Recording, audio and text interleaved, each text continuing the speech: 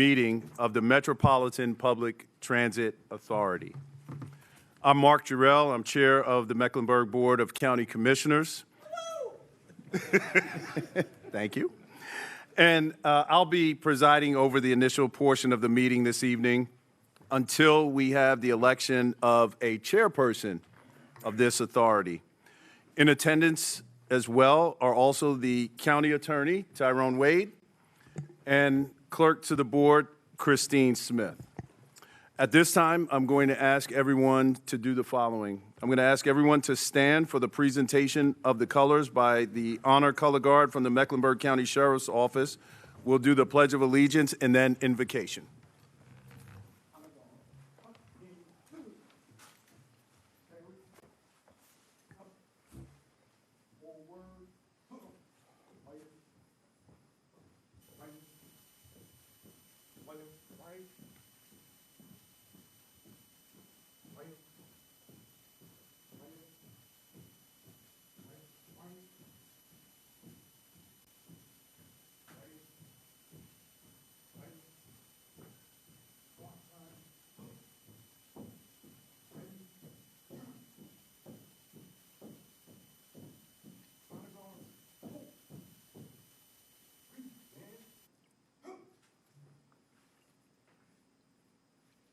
I pledge allegiance to the flag of the United States of America and to the republic for which it stands, one nation, under God, indivisible, with liberty and justice for all.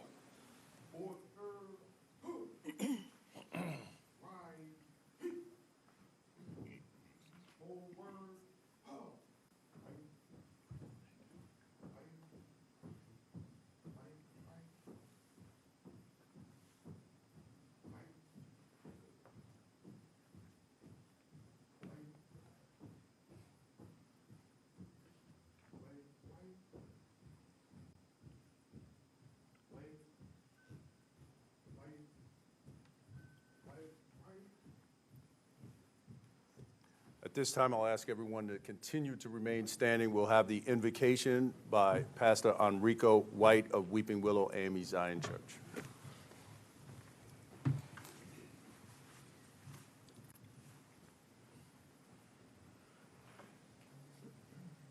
May we pray.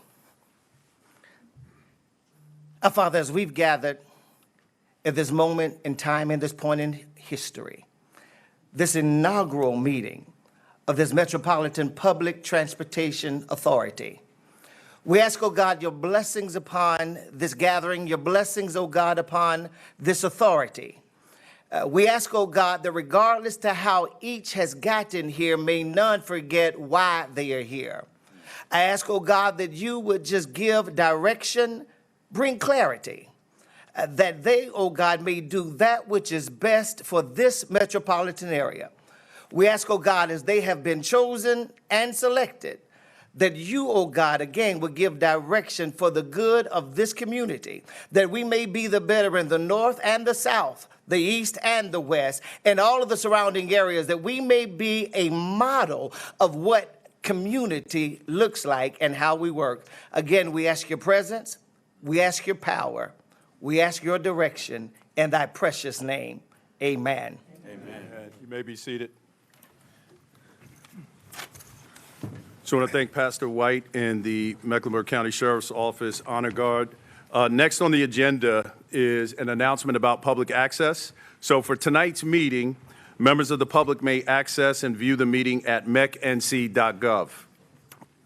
Watch.mecnc.gov, the Mecklenburg County YouTube channel, GOTV, GovTV, Spectrum, Cable Channel 16, Charlotte Area Transit System YouTube channel, and Charlotte Gov channel on YouTube.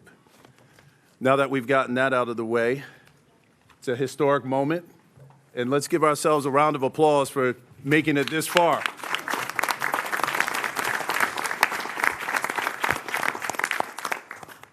Next on the agenda, we will have comments from some of our elected officials, and specifically our mayors, and we are going to start with the Honorable Vi Lyles, Mayor of the City of Charlotte.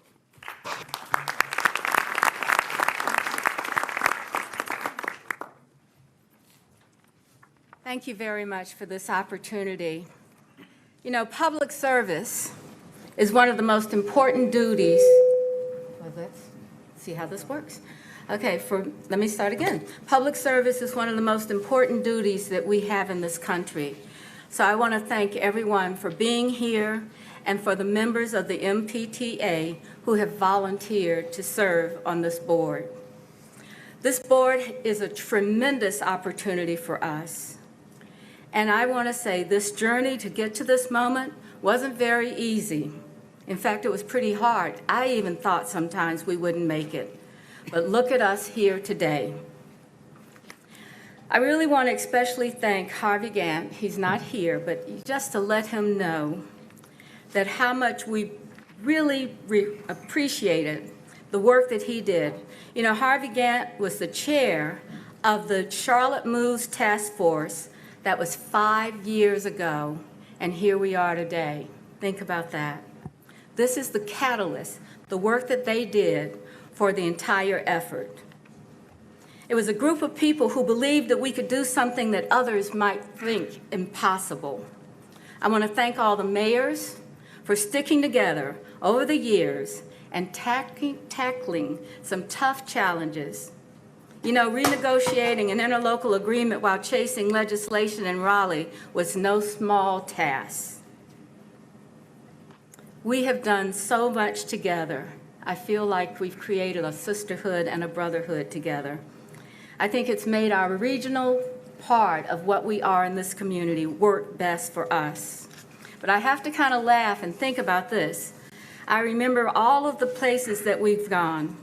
We went everywhere, from Mooresville to Cramerton to Gastonia, holding meetings and debating the next steps. And in that way, we knew that we logged more time, as someone says, as a campaign bus during the season of voting. But I want you to know that what we say now, having logged all of that and all of that experience, once and for all, what we learned is that there's no challenge too rough or tough when you put together enough mayors in the same room long enough. And I want to thank Commissioner Lee Altman, who has been such an advocate for all this work along the way.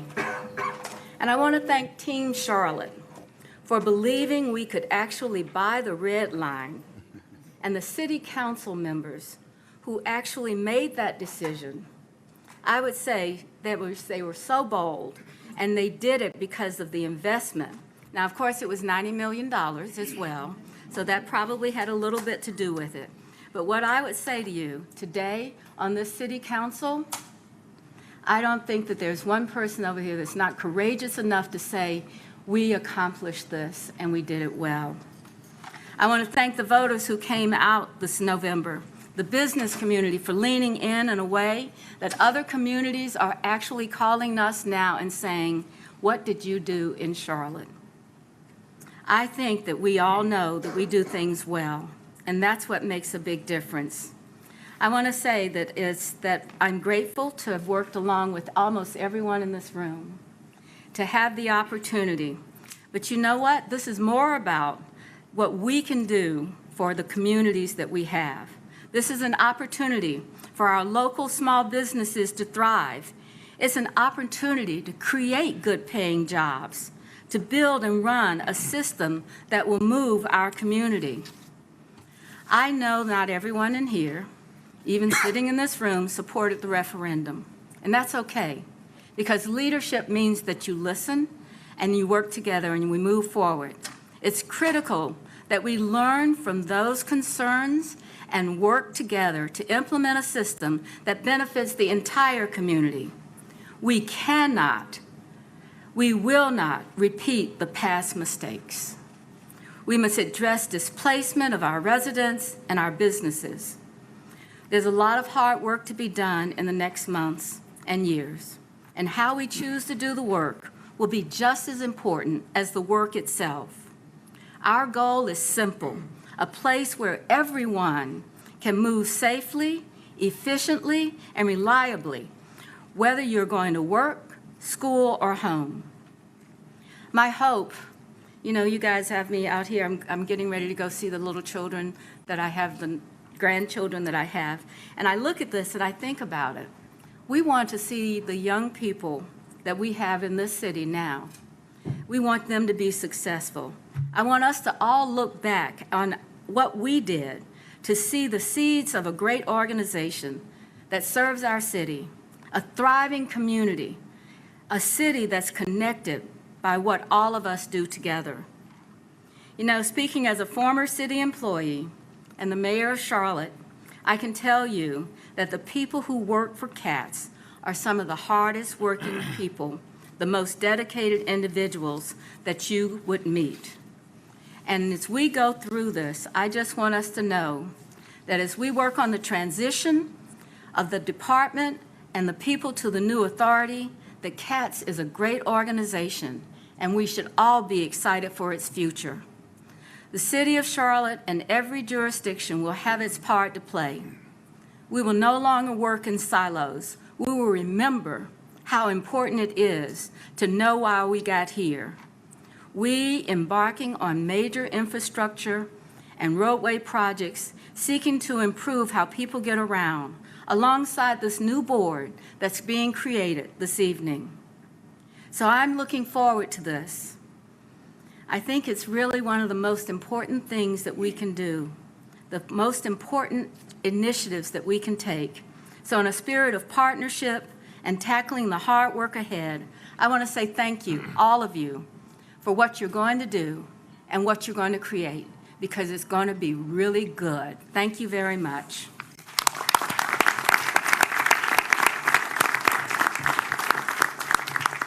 Thank you, Mayor Lyles. Next up, we'll hear from the Honorable Rusty Knox, Mayor of the town of Davidson.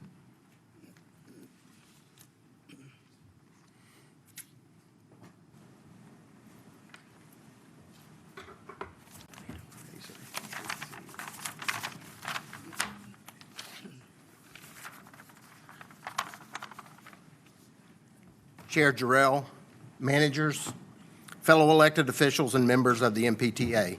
I'm Rusty Knox, Mayor of Davidson, and I'm the Vice Chair of the MTC. Tonight is something that we should all celebrate. Tonight is not just about the work that started 5 years ago when Norfolk Southern agreed to sell us the O-line. It's not the result of the half-cent sales tax from over 30 years ago that has funded many public transit projects. It's not the result of gaining funding for the CTC almost 50 years ago. Tonight is about leadership in our county, past and present, that has made it known that we believe in providing opportunity to all residents of our county, whether they choose to use public transit or have to use public transit. Mecklenburg County residents have given us the opportunity and the ability to show why people choose to move here, why businesses relocate here, and what separates us from other metropolitan areas in the country. Yours is a heavy lift. In light of the current environment and posture towards safety, security, and reliability in our CATS system, we are at a turning point. Not only are our residents of the county looking at us, but state and national interests are looking at us as well. My hope is that they look towards us, not at us, as a model for success. We have the opportunity to link our healthcare systems, our educational campuses, our business hubs and incubators, our employers and employees, to connect the 6th busiest airport in the world to the rest of the county and beyond. We have the opportunity to be the model that others aspire to be. None of this will be possible unless we work together. Your group, the MPTA, is our group. I believe that we've done an exemplary job in building this team. There can't be any special interest to take precedence. If and only if, as you work as a team of 27, can we be successful. I believe in public transit. I believe it changes lives. I believe it provides opportunities yet to be realized. And I believe that we can succeed and prove to everyone that we are better. Thank you.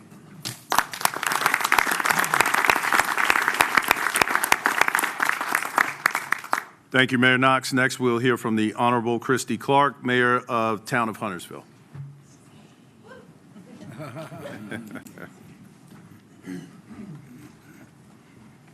Good evening, chair members, members of the MPTA, county leaders, fellow mayors, and honored guests. I am Christy Clark, Mayor of Huntersville, and it is an honor to be here for this inaugural meeting of the Metropolitan Public Transit Authority. First, I want to thank Mecklenburg County and each of our towns and municipalities for the leadership it took to get us this moment. Passing the transit tax was not easy. It required collaboration, trust, and a shared belief that investing in mobility is an investment in our people and our future. The effort reflects the very best of regional leadership, unlikely bedfellows, and it deserves recognition. I also want to congratulate our appointed representative, T. Anthony Lindsay, to this authority. Serving on the MPTA is both an honor and a responsibility, and Huntersville is proud to have a voice at this table. We know the work ahead will be complex, and we are confident in the leadership and perspective our representative will bring. As we begin this work together, I want to ground us in something simple but essential. Public transit is for the people of our community. It is for the nurse working a long shift, the student trying to reach a campus or training opportunity, the senior who wants to remain independent, and the worker who just needs a reliable way to get to and from a job. Transit is not an abstract policy. It is a daily reality for thousands of our neighbors. Our responsibility is to make sure this authority never loses sight of the truth. Every decision we make should be guided by how it improves access, opportunity, and quality of life for the people we serve. That means building a system that is safe, reliable, and responsive to all the needs and parts of our county, from our urban core to our growing towns like mine. This inaugural meeting marks the beginning of a new chapter in regional cooperation. Success will depend on partnership, transparency, and a willingness to listen to one another and to the public. If we stay focused on the people behind the plans, the authority can deliver a transit system that reflects our shared values and strengthens our entire region. Thank you for your leadership, your service, and your commitment to the communities we represent. I look forward to the work ahead and to what we'll accomplish together. Please have happy holidays and a happy new year with your families. Thank you.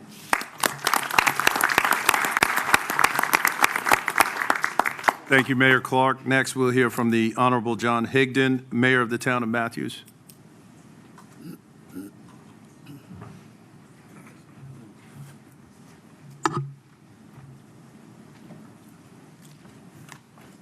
Good evening. I had a little bit of a difficult time getting here tonight, so we need to do something about traffic, I think. I want to thank everybody that's on the MPTA, whether you were volunteered for it or voluntold. I know many of you, and I know that you'll do a great job. I want to especially recognize our representative from the town of Matthews, Dana Stuzenki, who's our traffic planner, and she's going to do an awesome job. Her alternate is our town engineer, Susan Havina Woolard, and she's equally qualified, and we're looking forward to the service that they'll do.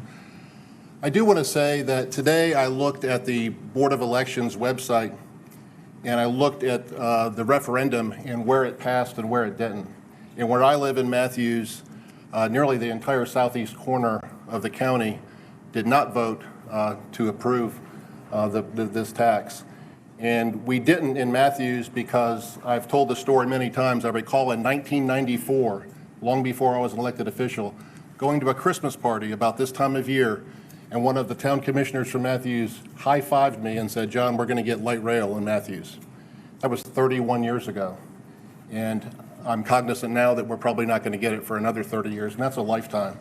So my challenge to you on the MPTA is to think about that and to have some grace and to think about the folks that live in the southeast portion of the county that are a little discontented and don't think they're getting their full measure of this, the amenities that this tax is going to deliver.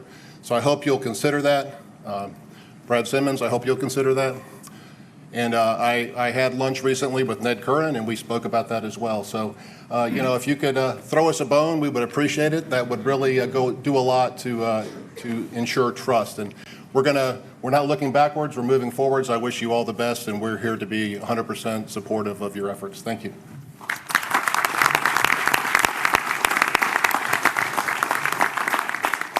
Thank you, Mayor Higdon. Next, we'll hear from the Honorable Dale Dalton, Mayor of the town of Mint Hill.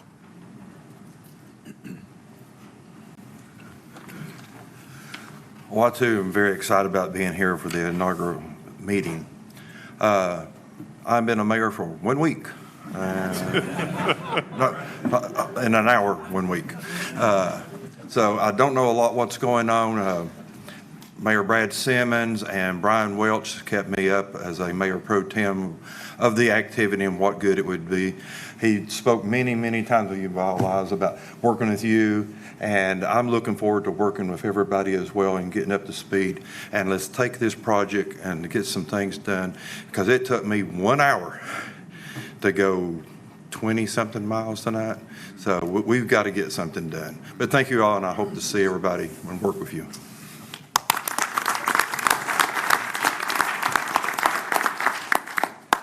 Well, thank you, Mayor Dalton, and I want to thank all the mayors for your comments and your partnership. At this time, what I'd like to do is recognize any elected officials that are present. If you're an elected official, if you are able to stand, we'd like to recognize you or wave your hand. All elected officials, please stand.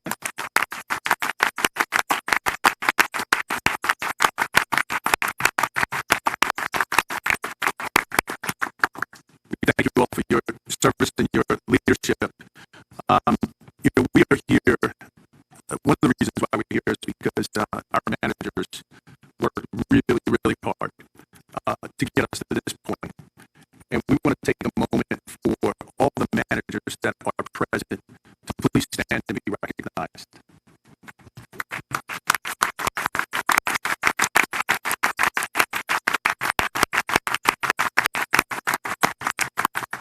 Certainly, we'd be remiss if we didn't send a shout out to all staff. So we want to thank you. Before I start my remarks, and tonight has been really reflective. We are ahead of schedule, so I'll tell everybody that. I love it. One thing, particularly as elected officials and folks that live in our community, we are and should be thankful of those that have gone before us, and we stand on the shoulders of many that have gone before us. And today, I was reminded that we have lost a giant, not only for our state, but for the entire country. The 69th and 71st governor of this great state transitioned today and exchanged time for eternity, and that is Governor Hunt. And before I proceed with my remarks, I would like for us to take a moment of silence and remembrance of and honoring Governor Hunt. So I ask everyone to just bow your head, please.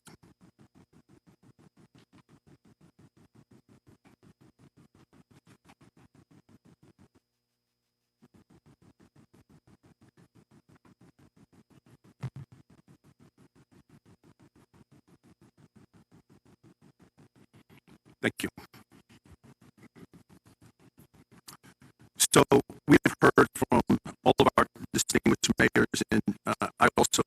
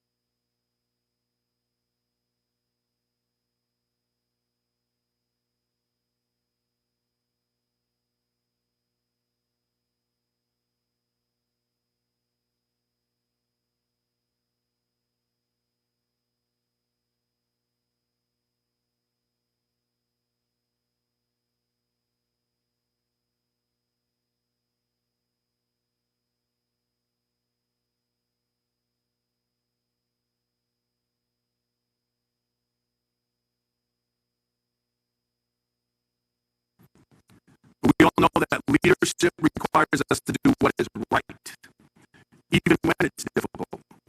And today reflects exactly that. So I want to sincerely thank every stakeholder who showed up, who spoke up, who listened, who stayed engaged throughout this process. That includes our community leaders, our advocates, partners, staff, and most importantly, the residents of this great county. Your willingness to lean into dialogue instead of division is what made this moment possible. You helped shape something that's stronger. Today we sit here, it's more inclusive and it's more durable because it was built together. And if anybody is unclear about our why,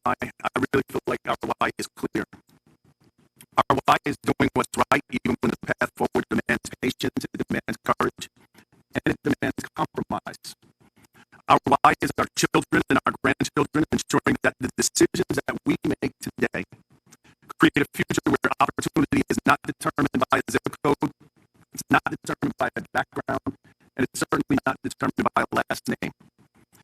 Our why is access to opportunity and real tangible access that connects people to jobs, education, transportation, and economic mobility across this entire region. The MPTA represents more than authority or structure.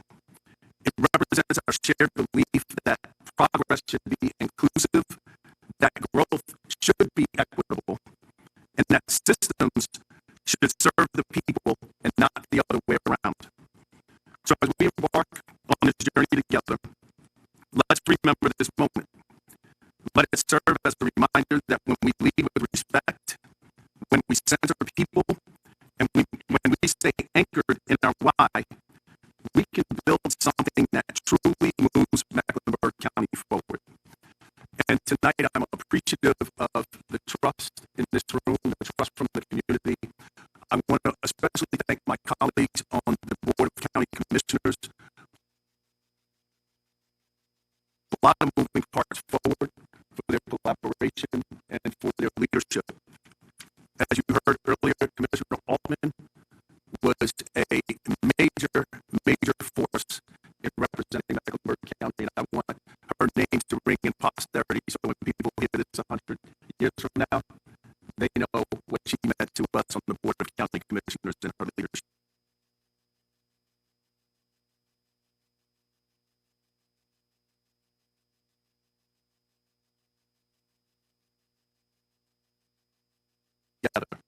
Thank you.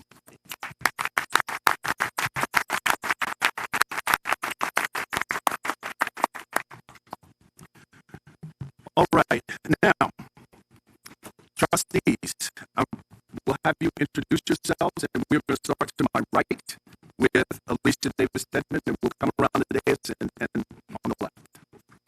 If you will just state your name and your appointing jurisdiction, please. Alicia Davis Stedman, Mecklenburg County. Clayton Seeley, Mecklenburg County. Kenneth Shore, Mecklenburg County. Justin Harlow, Mecklenburg County. Julie Eisel, Mecklenburg County. Mike Bryant, Mecklenburg County. Matt Wall, Town of Davidson. Ina Sujanki, Town of Matthews. Brad Simmons, Town of Mayhill. Jeff Robbins, Town of Pineville. Bob Menzel, Town of Cornelius. Anthony Lindsay from Huntersville. Wayne Walker, appointed by Governor Stein. Ed Kern, North Carolina Senate. David Longo, North Carolina House of Representatives. Katrina Young, City of Charlotte. Karen Pruitt, City of Charlotte. Peter Agnew, City of Charlotte. Jocelyn Jones, thank you. Jocelyn Jones, Nolly, City of Charlotte. Corinne Mack, City of Charlotte. Christy Long, appointed by the Mayor of Charlotte. David Howard, City of Charlotte. City of Charlotte. Frank Emery, City of Charlotte. Wyatt Dixon, City of Charlotte. Todd Collins, City of Charlotte. And I'm Charles Bowman, the mayoral appointment. Thank you all for lending your time and talent to this effort. Now is the moment that you've all been waiting on. I will call on Mayor Lyles to administer the oaths of office, and I'm going to ask all trustees to please stand. You have, those of you that want to use a Bible, you have it at your seat.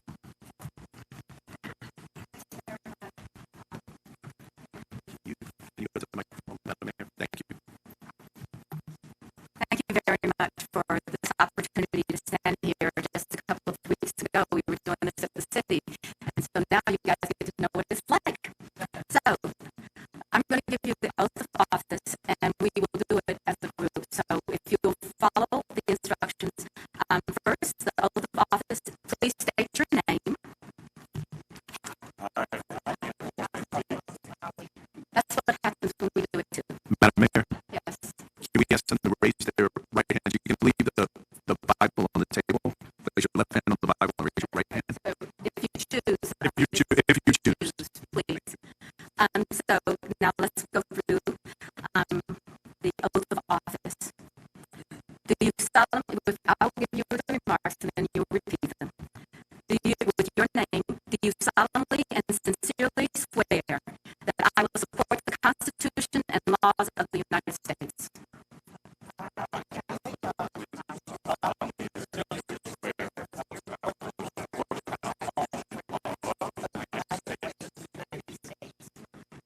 that I will be faithful and bear true allegiance to the state of North Carolina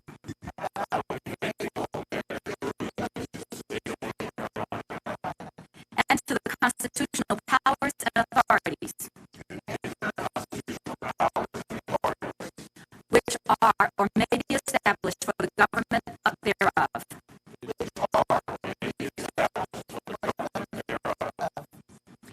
That I will endeavor to support, maintain, and defend the Constitution and the laws of said state,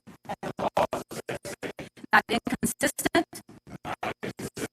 with the Constitution of the United States, to the best of my knowledge and ability. And I will faithfully discharge the duties of my office as the Metropolitan Public Transportation Authority trustee.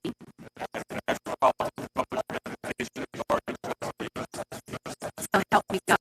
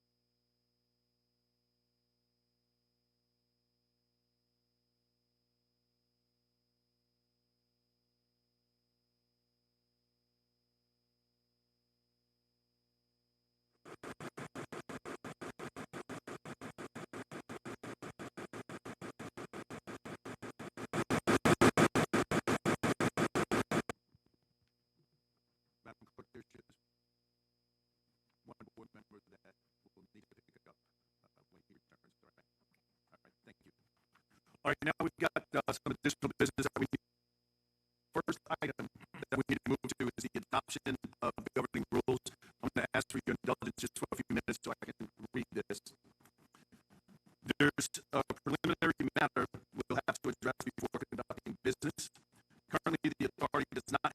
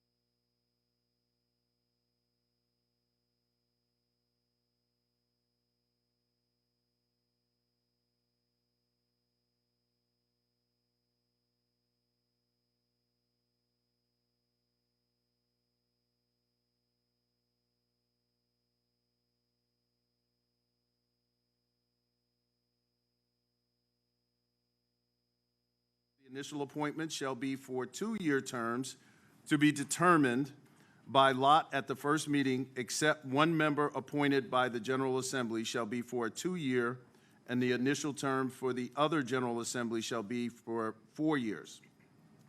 These also are to be determined by lot at the first meeting.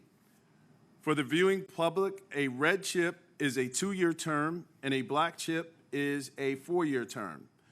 So appointees, you are all seated together by,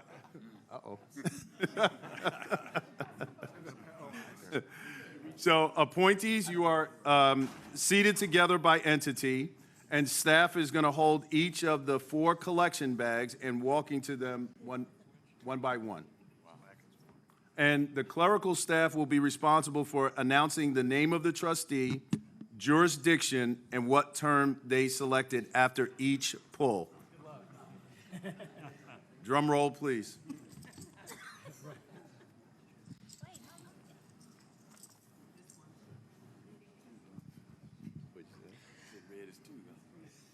Ms. Stedman, 2.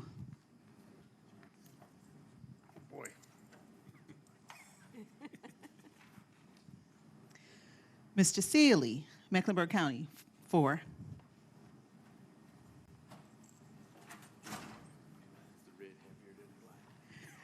Mr. Shore, 4, Mecklenburg County.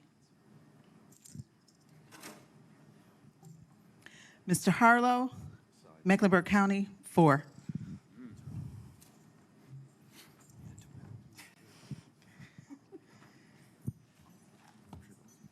Ms. Islett. I'm sorry. Okay. 2. I'm sorry.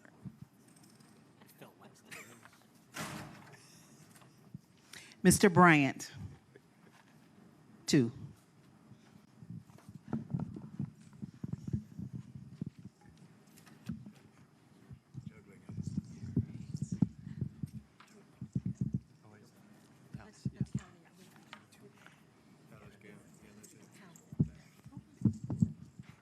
Mr. Walt, Town of Davison, 4.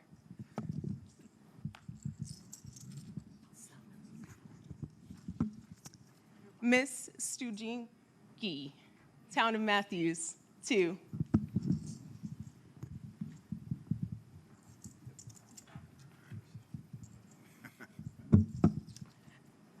Mr. Simmons, Town of Mint Hill, 2.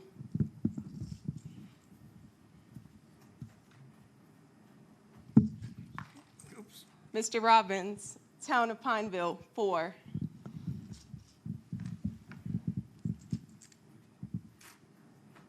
All right.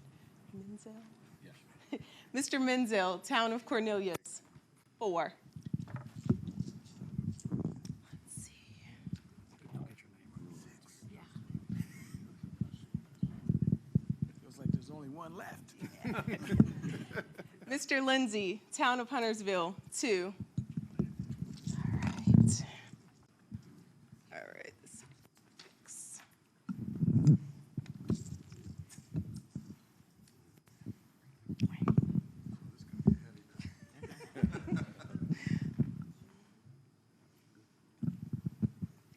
Mr. Curran, NC Senate, 2.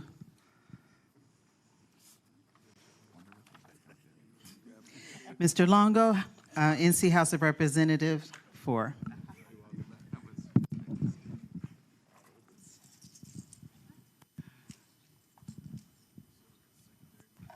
Ms. Young, City of Charlotte, 4. Mr. Pruitt, City of Charlotte, 4.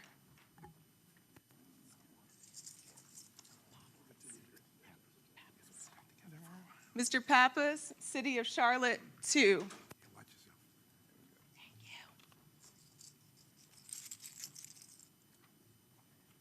Ms. Noli, City of Charlotte, 4.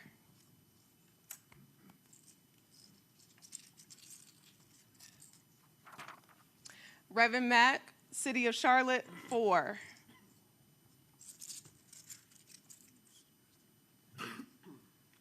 Ms. Long, City of Charlotte, 2. Mr. Howard, City of Charlotte, 2. Ms. Griffith, City of Charlotte, 4. Mr. Emery, City of Charlotte, 2. Mr. Dixon, City of Charlotte, 4. Mr. Collins, City of Charlotte, 2.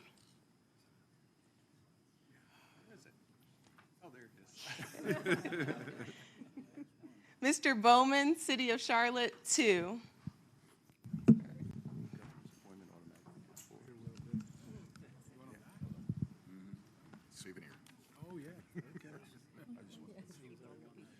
Can someone verify that the governor's appointment gets 4 years automatically? Is that correct?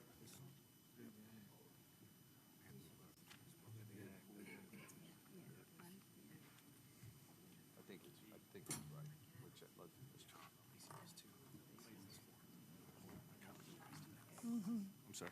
He has to pick? He has to pick. Okay, Madam Clerk, the governor's appointment is required to pick, to make a pick.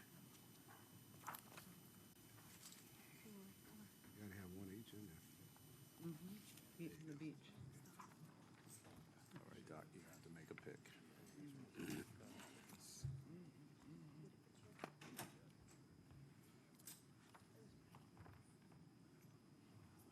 Mr. Walker, 4. All right. Better ask me, make sure there went in there. Thank you. We already have his. We have his sign. Emily has it. All right, so everyone has chosen their chip. Congratulations. And so we are ready to move forward with the next order of business, which will be the selection of the chair. So the process that we're going to use is we will take nominations for chair. All nominations require a second to be considered. I'm going to ask if you are making a nomination to please raise your hand to be recognized if you want to nominate someone. Once we have all the nominations in, once all of them in, we'll close. Each nominee will have up to 1 minute to be able to ask for consideration. And if a nominee does not wish to serve as chair, they should make that fact known at the time the nomination is made. And so once all nominations are made, I'll entertain a motion to close those nominations under the names recommended. So with that being said, the floor is actually open, and I will turn to Justin Harlow. Thank you, Mr. Presiding Officer. I'd like to nominate David Howard for chairperson. Okay, David Howard has been nominated for chairperson. Are there any other nominations? We need a second. Oh, I'm sorry. Second. Seconded by Jocelyn Nolly. And the motion was made by Justin Harlow. Got it. Thank you. Okay. Let me get up 1 minute. You're making a nomination, I'm sorry. No, I was going to move nomination to close. So Okay. Give me a second. I recognize Mr. Lindsay. Mr. Chair, I move that nominations be closed under said names. All right, it's been moved and seconded. All those in favor, let's see by show of hands. I don't know who seconded it. Oh, I'm sorry. I apologize. Bishop Walker seconded it. Thank you, Madam Clerk. I apologize. We need a roll call. You do need a roll call. Yes, sir. Okay, give me 1 second. All right, Mr. Bowman, yea or nay? Yay. Mr. Collins? Yay. Mr. Dixon? Yay. Mr. Emery? Yay. Mr. Potter Griffith? Yes. Mr. Howard? I'm thinking about it, yes. Ms. Long? Yes. Ms. Mack? Yay. Ms. Nolly? Yay. Mr. Pappas? Yay. Mr. Pruitt? Yay. Ms. Young? Yay. Mr. Longo? Yay. Mr. Curran? Yay. Bishop Walker? Yay. Mr. Lindsay? Yes. Mr. Menzel? Yay. Mr. Robbins? Yay. Mr. Simmons? Yay. Mr. Jenke? Yay. Mr. Walt? Yay. Mr. Bryant? Yay. Ms. Isel? Yay. Mr. Harlow? Yay. Mr. Shore, Yay. Mr. Sealy, Yay. Ms. Davis Stedman. Yay. Okay, Madam Clerk, That is unanimous. that is unanimous.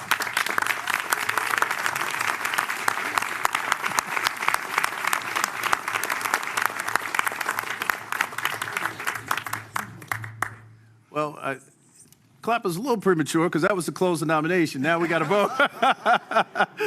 So let's. That's my fault. I'm sorry. That was to close the nominations off of Mr. Lindsay's move. So now the chair will entertain a motion. Who wants to make the motion? Mr. Pruitt. Mr. Chair, I move that we accept the nomination of David Howard to be our inaugural chair by acclamation. Okay. It's been, okay. The motion was made by Mr. Pruitt. It was seconded by Bishop Walker. We will conduct another roll call vote. And, I'm sorry? Acclamation, you don't need a vote.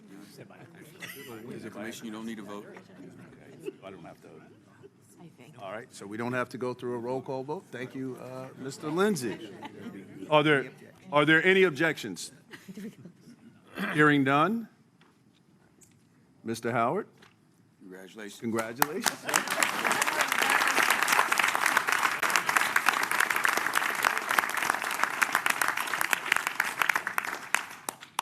And with that, everyone, Mr. Chairman, I'm going to recommend that you come and take this gavel, number one.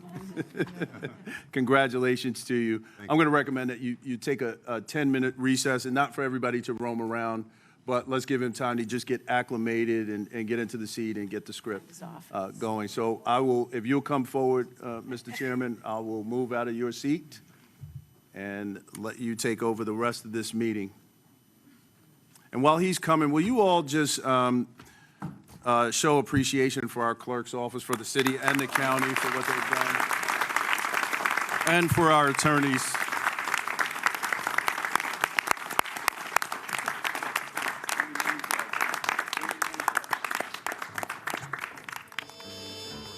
All right, Mr. Howard. I turn the gavel over.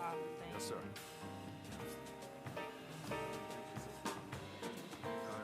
We'll go into recess for 10 minutes.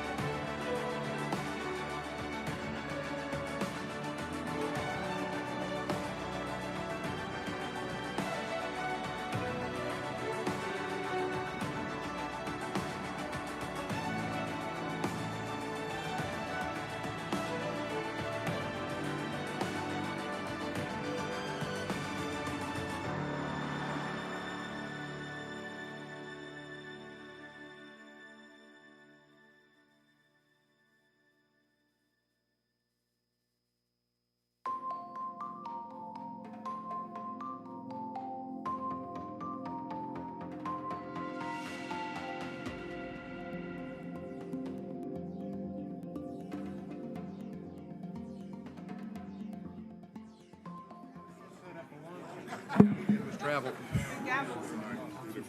That sounds great. We're going to set up a little. I'm in. We've got some state legislative people that want to go and meet with us in their warehouse because we do need to be able to.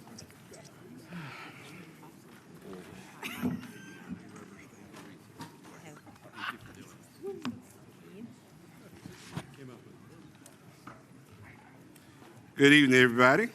Good evening. Calling this meeting back to order. I will just take a few minutes to say it is not lost on me that this is an important job. It's an important job not because of just who we are, but for the generations coming behind us. So I am looking forward to taking this journey with everybody around this table.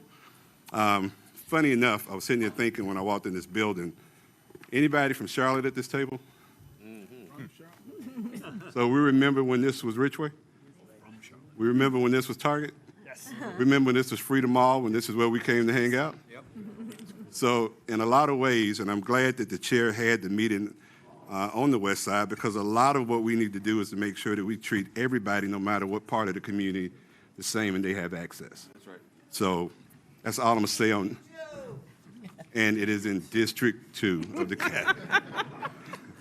So with that, thank you for the unanimous support. It is important as we go forward to show the city and debtors and everybody else that's going to be involved in this transition that we're together. So I'm hoping we keep that same spirit moving forward. Yes, me too. So the first thing we're going to do is going to take nominations for vice chair. So Mr. Pappas. Mr. Chairman, I'd like to bring forward Frank Emery's name as vice chairman of our authority. And if I could just take 1 minute and say that, Mr. Emery and I served together on the North Carolina Board of Transportation for 2 terms back in the 90s. He's certainly well known in our community for all his civic and community work. I think he really brings a good perspective that our board can use with his background both in transportation and law. So I'm pleased to bring his name forward. Thank you, Mr. Pappas. And Peter, you're my friend. Let's do nominations, seconds, and then we can make questions we can talk on the nominations, if that's okay. Right. So second. I'd like to make a second. Second. Seconded by Mr. Bowman. Any comments on that? Any other nominations? Yes, sir. Mr. Chair, I move the nominations be closed under said names. Second. Okay. Please state your names. Make motions. Thank you. T. Anthony Lindsay. Seconded, Justin Harlow. Okay, with that, do I need to do a roll call? Not to close nominations. I don't. No. Okay, not so to- nominations are closed. You would still need a vote, but we don't need to do a roll call vote. You could All right, just. so it's been properly moved and second that we close on said name. All in favor, let it be known by saying aye. Aye. Opposed, the same sign. It carries. All right, so now I need a motion to move forward with that name. So moved. Now we do need a roll call vote. Yes, sir. Mr. Chair, I move a motion. I move that we accept the nomination for Mr. Frank Emery by acclamation. Second, Seeley. It's been properly moved in second. No other unreadiness. We'll go around the room and we'll start on this side this time. How's that? Mr. Bowman? Yay. Acclamation. All right, Mr. Collins? Yay. Mr. Dixon? Yay. Mr. Emery? Yes. Ms. Griffith? Yes. Ms. Long? Yes. Reverend Mack? Yay. And Ms. Jones? Nolly? Yes. Yay. Mr. Pappas? Yay. Who is that? Mr. Pruitt? Yay. Ms. Jones? Yay. Mr. Long? Yay. Longo? All right, Mr. Curran? Bishop Walker? Yes. Mr. Lindsay, yay. Lindsay? Mr. Menza? Yay. Mr. Robbins? Yay. Mr. Simmons? Yay. Mr. Jenke? Yay. Mr. Walls? Yay. Okay. And Mr. Bryant? Yay. Ms. Isel? Yes. Mr. Harlow? Yay. Mr. Shore? Yes. Mr. Silly? Yay. And Ms. Stedman? Yay. Congratulations, Mr. Emery.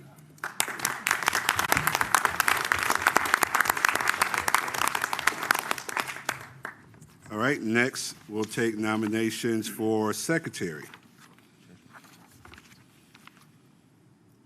Mr. Bowman? Chairman, I'd like to nominate Christy Long for the office of secretary. I was going to second. That's fine. No, no. Been seconded? Frank Emery, but this is Any other nominations? Yes, sir. I'd like to nominate Reverend Corinne Mack for secretary. Is there a second? I'll second that. All right, so we have two people. Is there any other nominations? Get a, Move to close the nominations on the two said names. Second. it's been properly moved that we close on two set names. It was moved by Mr. Harlow and seconded by Mr. Mayor Simmons. So call for the questions. Been properly moved and seconded. All in favor, let it be known by saying aye. Aye. Opposed, the same sign. Then it carries. All right, so in the order of nominations, Ms. Jones, Ms. Long, you will get a minute, and Reverend Mack, you'll get a minute as well. So, Ms. Long? Certainly. Thank you for the opportunity to serve on this inaugural board. I've spent my career. Can we pull the microphone? I've spent my career at the intersection of standing up new organizations and ensuring that risk and controls were in place. I think what this board needs as an inaugural board is really someone who can take us from governance to execution. I think that with my experience in a heavily regulated environment, I'm the right person for this role. I made a few notes, and so I'll be brief. I'm comfortable moving from out of order to simplify. I bring a risk and control discipline. I know how to partner with power, not compete with it. I communicate in a way that reduces friction. So today I ask for your vote for secretary. Thank you, Ms. Long. Reverend Mack? Good evening. I spent 20 years working in the New York City Transit Authority as the vice president for the union. I actually operated trains. My responsibility was over 40,000 members, and I had a staff of 38 people that I actually served for the 20-year period. I've been the president here for the Charlotte-Mecklenburg branch for 11 years. All those responsibilities takes detail. Also takes an opportunity to interact with people from very diverse communities. I can articulate well, I work with people well, and I hope that I get your vote tonight. Thank you so much. Thank you both. So, Madam Clerk, I think the way we're going to do this is actually go around the room and ask each person to tell us which person they'd like to vote for. That is correct. Okay? All right, so we'll start on this side. I won't be hard-headed. I'll take the script. Ms. Stedman? Christy Long. Mr. Sealy? Christy Long. Mr. Shore? Christy Long. Mr. Harlow? Ms. Mack. Julie Axel? Ms. Long. Mr. Bryant? Reverend Mack. Mr. Wall? Christy Long. Mr. Jenke? Christy Long. Brad Simmons? Christy Long. Mr. Rock? Reverend Mack. Mr. Menzer? Reverend Mack. Mr. Lindsay? Reverend Mack. Bishop Walker? Reverend Mack. Mr. Curran? Christy Long. Mr. Longo? Christy Long. Ms. Young? Christy Long. Mr. Pruitt? Reverend Mack. Mr. Pappas? Christy Long. Reverend Mack?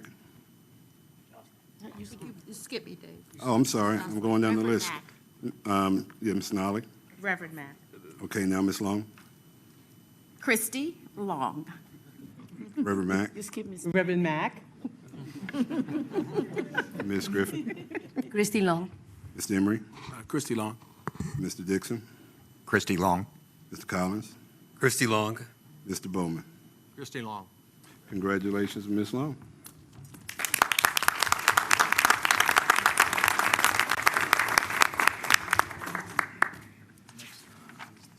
Next is treasurer. So, Mr. Pappas. I'd like to nominate Mr. Ned Kern for the office of treasurer. Second. Robbins. I'll come this way. Mr. Menzer? Yep, I'll second that. Okay. So, any other nominations? Could you repeat who nominated and seconded? Mr. Pappas did the nomination. Mr. Menzer is doing the second. Thank you. Any other nominations? Mr. Chair, Yes, sir. move nominations be closed under said names. Second. It's been properly moved and seconded. We close on said names. All in favor of closing, let it be known by saying aye. Aye. Opposed, the same sign. That motion carries. I get a motion for the name? Move to accept the single name for treasurer. The second? I second. Chairman Pruitt. Okay. I know who that was. Christy Long. Christie seconded. Okay. It's been properly moved and seconded. We close on the name that we closed on. So all in favor, let me know. I need a roll call. All right. Ms. Stedman. Mr. Kern. Mr. Kern. It's just. Oh, yay. Yay. Just a yay. Just a yay. Yay. Mr. Silly. Yay. Mr. Shore. Yes. Mr. Harlow. Yay. Ms. Isel. Yes. Mr. Bryant. Yay. Mr. Wall. Yay. Ms. Strujinski. Yay. Mr. Simmons. Yay. Mr. Robbins. Yay. Mr. Menza. Yay. Mr. Lindsay. Yay. Reverend Walker. Yay. Mr. Kern. Yay. Mr. Longo. Yay. Ms. Jones. Ms. Young. Mr. Pruitt. Yay. Mr. Pappas. Yay. Ms. Mack. Ms. Nolly. I'm going the order they gave it. I'm sorry. It's okay. Ms. Nolly. Yes. Reverend Mack. Yay. Ms. Long. Yes. Ms. Griffin. Zapata Griffith, yes. Yes, Lucille. We'll talk. Mr. Emery. Yes. Mr. Dixon. Yes. Mr. Collins. Yay. Mr. Bowman. Yes. Thank you. I think that is the hard work. The rest of this is studies, right? That's right.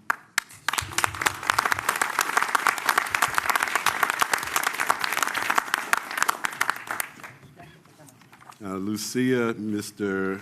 Reverend Bishop, and Bishop Walker and I served on the Planning Commission together, so you're going to see us take jabs at each other every now and then.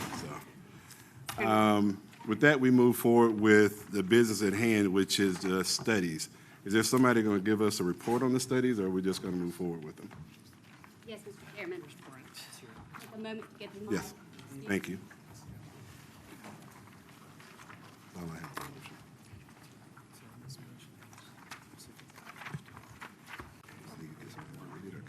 Good evening.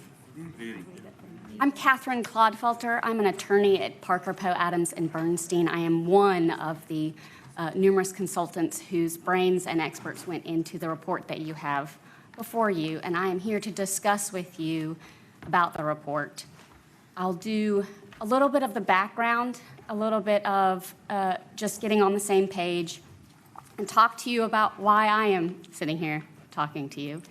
And then I want to go into two summaries. As you can see and probably know from what you read, the studies are split into 5 different sections. I'm going to skip right to, in my summary, section 5, because I think it's the analysis of all the other sections, and it's probably the one you are thinking about the most. But I do want to give you a summary of the flow, the rhythm and rhyme of sections 1 through 4, because they are largely similar in how they come out, and it will give you a bit of a understanding of the path before you, I hope. So to start, I also want to acknowledge that I am joined by Scott Leo and Jorge Luna, again, 2 of the consultants in the group. Parker, Poe, Adams, and Bernstein was the law firm involved, and VHB is a team of engineers who are also involved. To get on the same page, you all, of course, know that the PAVE Act began this whole process and set out requirements that the authority undertake studies of 5 definite sections, one that was at the discretion of the authority. So I'll talk through what those 5 are just to make sure we're on the same page.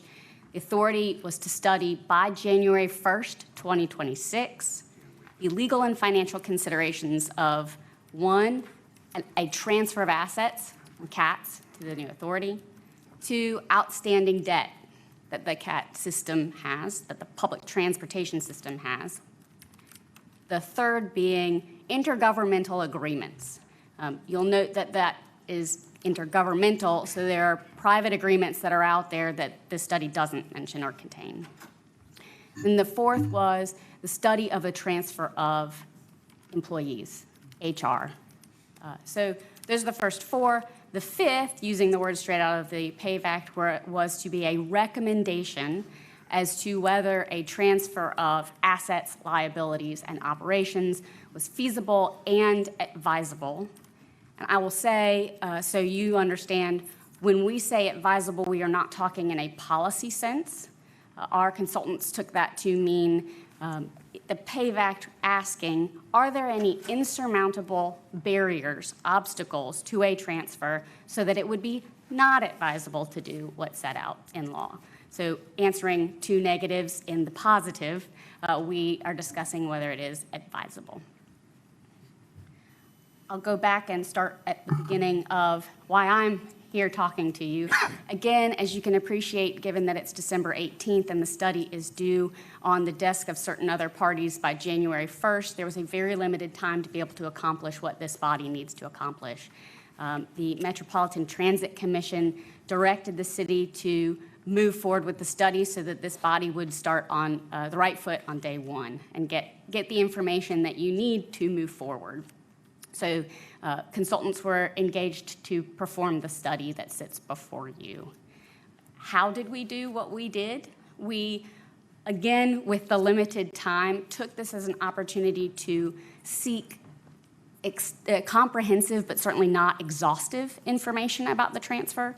So imagine the amount of documents that are related to the assets, and you don't just have to imagine, you will come to find out, related to the assets, the number of intergovernmental agreements, the number of debt instruments, and then, of course, the HR aspect of all of this. For each of those studies, the team asked for, again, comprehensive data from the city, from CATS or other departments to be able to look through and better understand not just a system in general of transfer, but issues unique to CATS. Once we gathered that data, which is all set out in each section within the report you have before you, we then went to what are the legal and financial considerations that will have to be dealt with in order for a transfer to take place? The legal and financial considerations are also by no means exhaustive. There will be things that come up that are not listed in the study. The study is not meant to be comprehensive. It is not, exhaustive. It is meant to lay out an issue spot to know whether or not this is all feasible and to give some information so when you start on day 1, again, this is sort of the ground zero. When you start on day 1, you have some information to work with. That leads me to what this study is and what it isn't. This study is not a binding path of what the authority will do. It is not telling you here are the things that must be done or the way in which they must be done. It is at its most useful, high-level issue spotting, those considerations, to try and give the information that's going to be needed to take the first actions. It is, like I said, a general idea of the things that will happen as you set up a public body, so both the practical as well as some of the timeline considerations. A lot of what is before you as a body involves the practical reality of setting up a public body. There are both legal and practical requirements that are set both in the PAVE Act and by other law that the PAVE Act refers to that will guide and sometimes influence greatly the decisions and the timeline before you. So a good amount of the considerations really depend on the timeline, the practical nature of what you're doing, and the legal structure that the PAVE Act sets out for the public body. What it is not, again, is legal advice. So we are a team of lawyers who were here to make sure that the legal considerations were set out as we saw them. But again, with the practical, with the necessity for day one, there will probably be a team of professionals who you hire to help you undertake setting up a public body and going through all the actions that are required under the PAVE Act for the transfer of assets, liabilities, and operations. All right, so now that I've taken you through who I am, what this is, what this isn't, I'll go ahead to the meat, which is study item 5, right? A recommendation as to whether this is feasible and advisable. And by this, I mean only looking at a transfer of assets, liabilities, and operations. Yes, it is feasible. You are a public body. And as a public body, the authority and the city can do the main issues that are going to arise in a transfer of assets and operations. And let me talk through those two things just a little bit. The biggest hurdles out there, both on a legal and practical stage, are that there is existing debt associated with the CAT system. That debt cannot transfer. That debt cannot transfer. I'll say that again. There is also collateral that exists to secure that debt. So either collateral that was purchased with that debt or otherwise identified with the debt instrument, and the debt instrument says, in other words, the agreement that was entered into in order to take out the debt, that says you cannot transfer an item of collateral while it is securing the debt.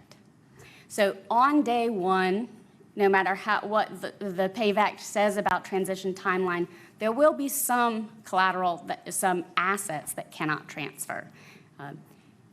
The good part of being a public body and under the PAVE Act is that this authority has the ability to enter into what's known as interlocal agreements. It's under the interlocal cooperation statute.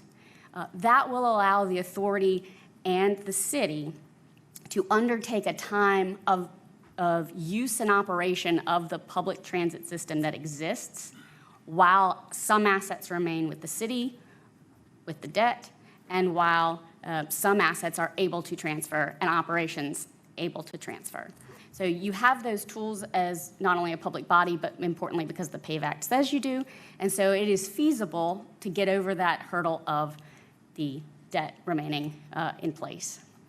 The other practical hurdle to think through, again, and I've said this before and I can't say it enough, is the amount of work that's really necessary just to set up a public body. That work also has to be somewhat duplicated in order to have employees. As you can all appreciate, there are certain HR policies, benefits, et cetera, that must be in place in order to have employees covered by those policies, right? So the PAVE Act does require the entrance into the local government employees retirement system. There are other benefits that are currently offered by CATS, by the city to CATS personnel, that this authority will want to consider whether or not to also provide to employees. So the act of doing that simply takes time, and that's just a practical issue. Fortunately, there are a lot of companies that do this all the time and some local governments. So there are methods out there to help in a transition period, whatever you determine the transition period to be.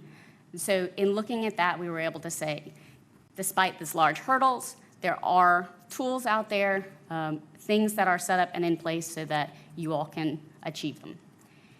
I've said all these things a little bit squishy because, again, one of the main thing is timeline drivers, and a lot of the timeline will be decided by the authority on day one. These are not things that the study sets out. Timeline is not something that the study says this is when it must happen. It is something that the PAVE Act does drive somewhat. So in setting up all of these, important things to think through are the timeline under which a public body needs to be set up and a timeline under which all of the transfer needs to start occurring. So again, the PAVE Act, realizing that debt cannot transfer, that certain assets won't be able to transfer on day one when other assets transfer, recognize that there will be a period of time and that there are agreements that will need to be entered into in order to make that achievable. So that's the feasibility element and aspect. I've hit high-level description of the hurdles. Again, the second part of that is, of course, is it not advisable? And the answer to us with the tools that the authority has in place, as we set out in the study, is that no, it is not advisable. So therefore, it is advisable to make a transfer. Not a policy, a discussion, but simply an analysis of whether or not there are possible pathways to achieve what you're required to do under the PAVE Act. Of course, I say possible pathways, again, because while the study might discuss some of those pathways so that it's clear to the reader they've been determined and dissected, they are not the required pathways. All of this can be done and will be done however the authority decides to do it. So that's the summary of feasible and advisable. That is study item 5. I'll go back now to study items 1 through 4 and give you just a summary again of how this sort of rhythm plays out based on the timeline issues I've also talked about already. Assets, as you know, that are covered with debt or are collateral for debt cannot transfer. The debt cannot transfer. And so while there might be a start date to a transfer is a period, not a point in time. But I've not actually said what assets are transferring. The PAVE Act doesn't actually say what assets are transferring. It says the CAT's assets. And there's nothing in this study that says what is and what isn't. In fact, there is a good amount of work that it will take to determine the assets that are collateral, and the other restrictions that are on the assets. That's a fair amount of detailed time needed and a determination. Some of that will be set out in all information that CATS has, and we have verified that CATS has all of that information. And some of that will be negotiation that you all start on day 1. Again, this is week 0. So the real first task is identifying and getting your hands around the transfer itself. Beyond that, understanding the restrictions on what's transferring and how the authority will work with, enter interlocal agreements with the city or other entities in order to make that transition happen, right? To operate the assets that aren't transferring, to agree on things like how liabilities will be handled, to agree on who will keep the insurance, all of those details. That's sort of a second phase. Then you get to the actual discussion of and implementation of that. Again, there'll be a timeline that you all will negotiate and think about and talk about. Setting that timeline is not in the study. There are some requirements in the PAVE Act, but they're really just beginning dates. So there'll be a period of transfer that this body will need to determine based on the assets and the restrictions on the assets and the operations. Following that, there might be a period of time in which some assets that are used for public transportation don't transfer, or some assets that are transferring are also used for other public benefit. And so it's most likely, though everything is still up to the authority and the study doesn't say it has to happen, but there's most likely going to be a time period in which after a transfer, there's still a lot of coordination and collaboration between the local governments to run for assets that have not transferred or that have some other public use. That's a general summary then of the rhythm of assets. That plays out for each of the studies. You'll have that same situation when it comes to intergovernmental agreements. You've got to identify them. You've got to figure out whether they can transfer. And then in determining that, you have to work with the other parties in order to make sure all of the restrictions or agreements and covenants that are set out in those agreements can continue so that the public transit system can continue as it exists, which is the words of the PAVE Act. The same thing with employees. There'll be that time period of identifying how and naming a time period of transfer. That might be one of the most important tasks that you take on. Again, I say might because you decide what's the most important task you take on, but certainly giving employees comfort and knowledge of when a transfer is going to take place is key to retention. So once I've gotten now through the summary of the 4 studies, 1 through 4, I've told you a summary of the feasible and advisable recommendation. The other documents that we provided are documents really to help you do what you need to do with this study. The PAVAC says that the study is to be published and then submitted to certain other bodies by January 1st. So you have with you a resolution to adopt and publish the study report, and then a transmittal letter for when you are ready to send it to the General Assembly and all the other bodies. With that, I will stop and then get into any detail you tell me to. Why don't we start with the motion to actually, there are questions? Why don't we get a motion and then have questions on the motion? Do that? Is that okay with everybody? All right, so I'm gonna read a motion and then I'll look for somebody to move it and then second it.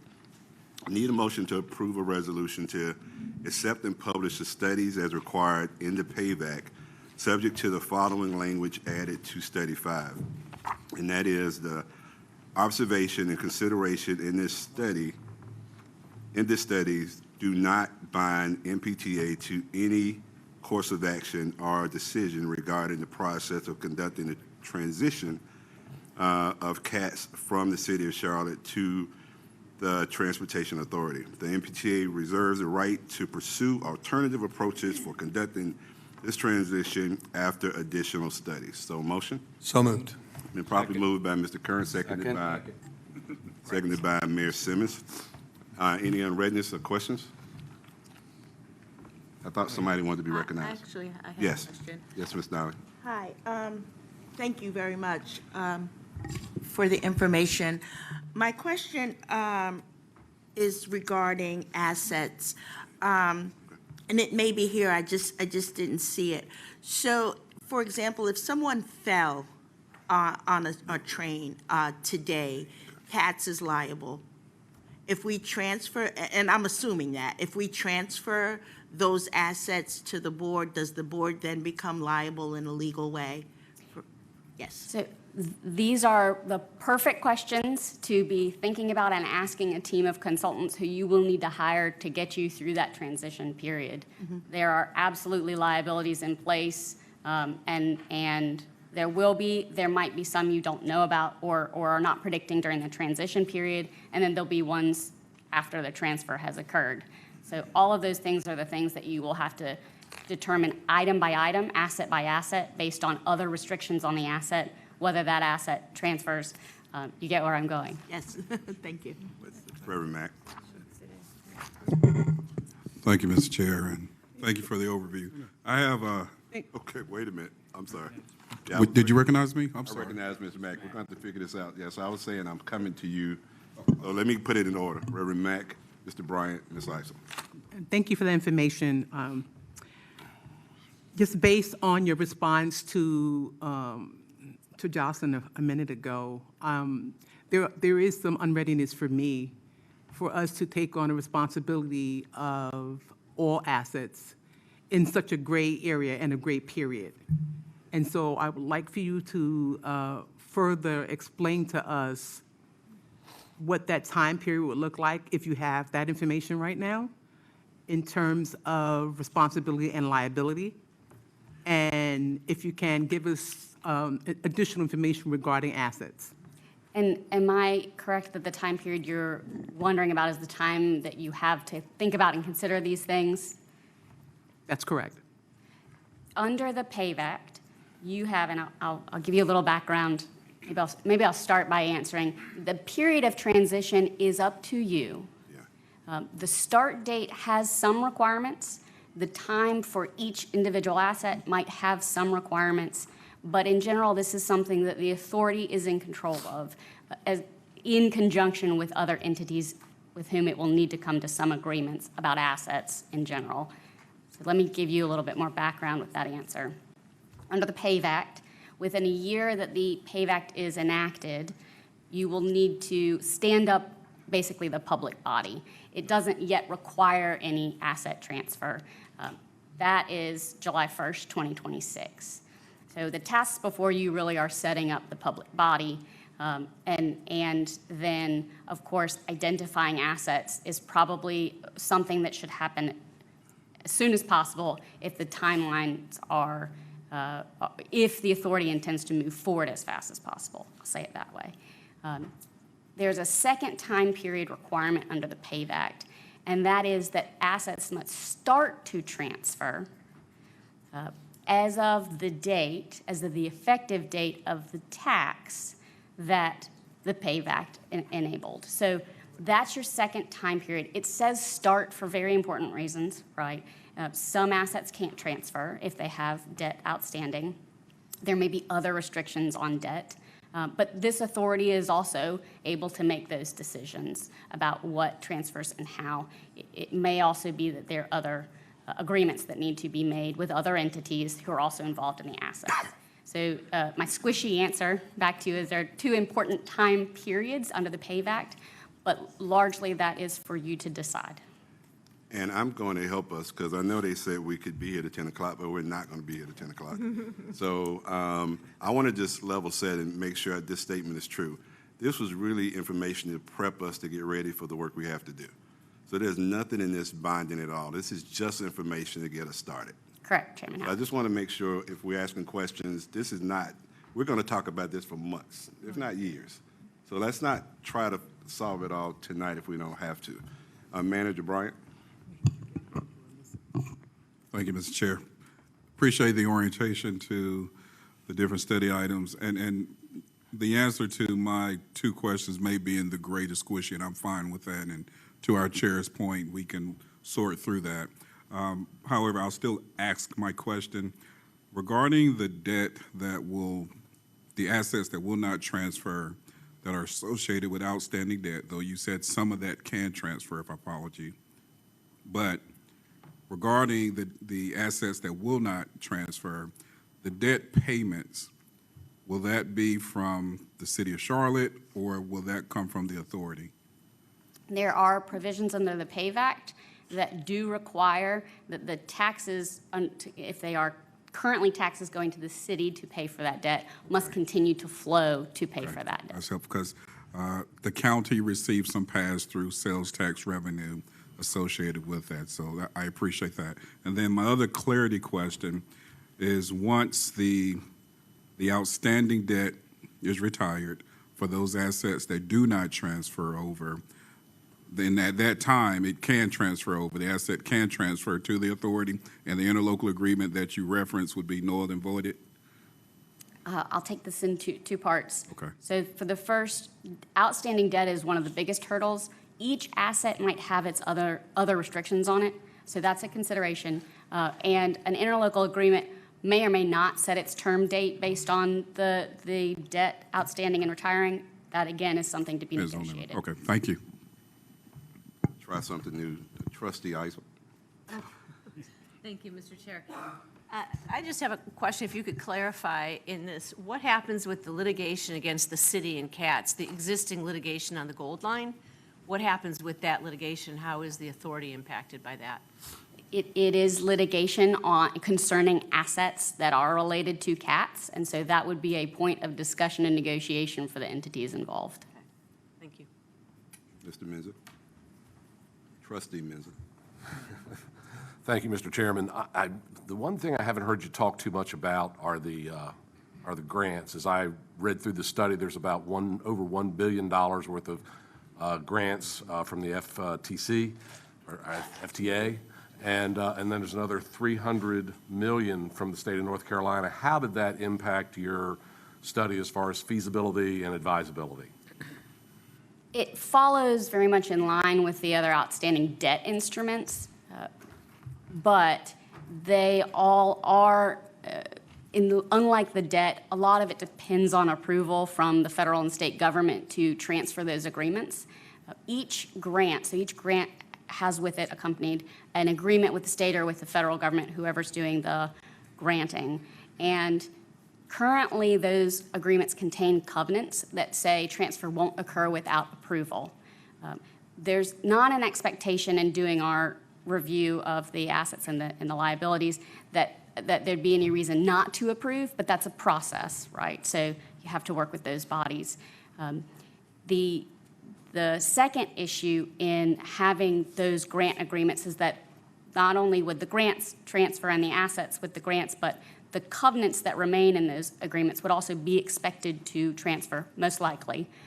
Federal and the state government are probably going to have the same requirements of the authority as they do the city. So one of the main factors that will have to be considered is whether or not and when the authority can meet certain grant obligation requirements. There are things that might be more administrative, like reporting requirements that could be agreed to by either party or any entity involved. But there might also be some other qualification requirements, federal or state qualifications.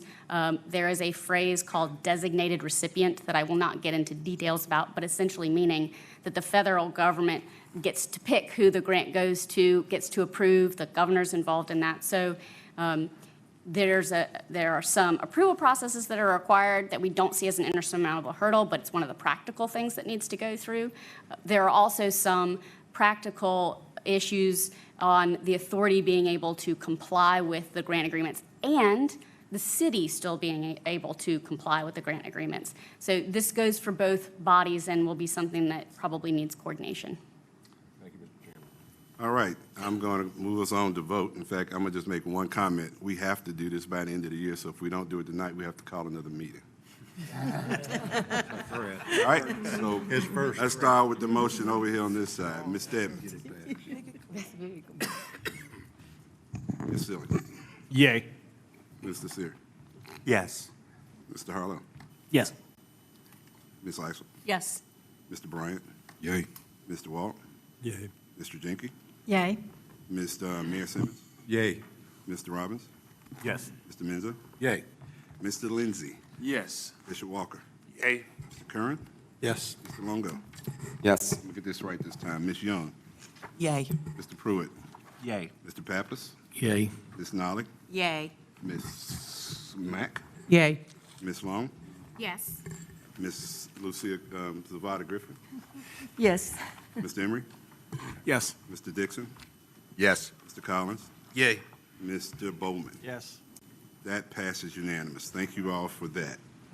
And with that, just a couple of other small things. I want to again congratulate Mr. Emery, Ms. Long, as well as Mr. Curran, as the new officers of the inaugural MPTA.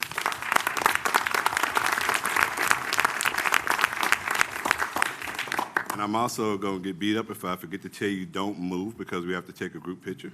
If I did it. And any closing remarks from anybody? Quick remarks. Any closing remarks? Mr. Chair, would like for us to get a notification on next meeting as soon as possible, please.